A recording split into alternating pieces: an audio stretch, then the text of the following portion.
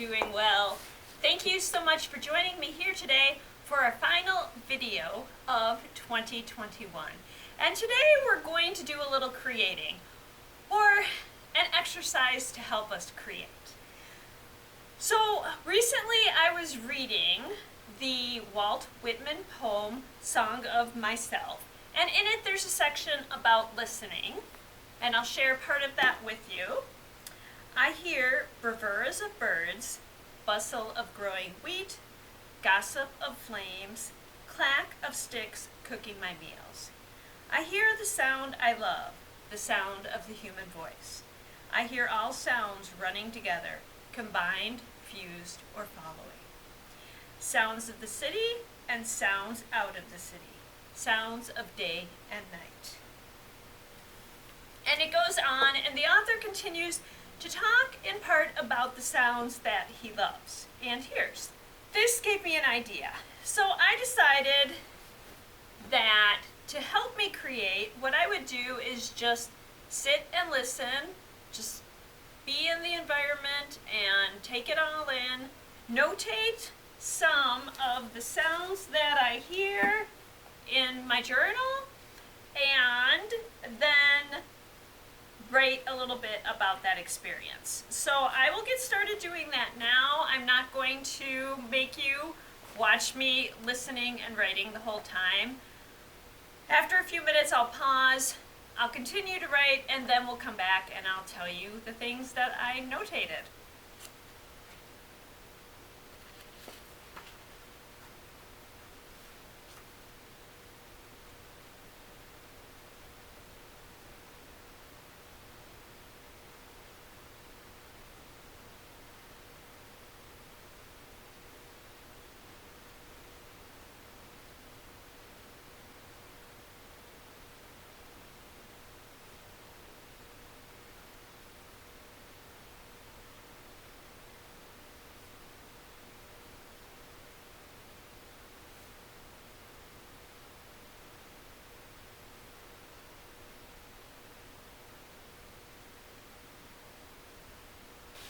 Alright, so I made a couple notations of the sounds I heard.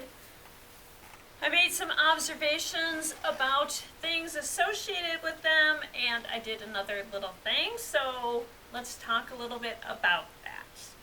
So one thing that I like about this exercise, just sitting and listening, is that it causes me to stop thinking about all the things that are going on and all the things that are taking up my mind, and helps me relax some.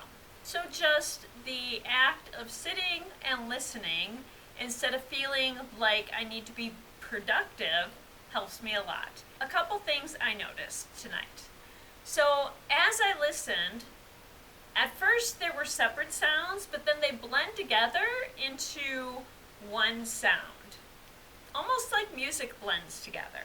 Also, when I start off, I'm at the same level of distracted almost as I usually am, but just the act of breathing in and out helps me relax, and I can hear my breath, and I can feel my shoulders loosen, and my stomach muscles, I quit contracting those, and I just relax and breathe, and my jaws unclench. So it's a very helpful exercise just to clear my mind and to get into some creative space. So every year I pick a word or a phrase that I'm going to use to guide me in my creative activities that year. And after listening today and reflecting, I decided that my phrase for this year is going to be express yourself. And there's a couple things I like about this phrase. So express yourself allows me to give myself time to create, gives me permission to express myself creatively, but also in speaking.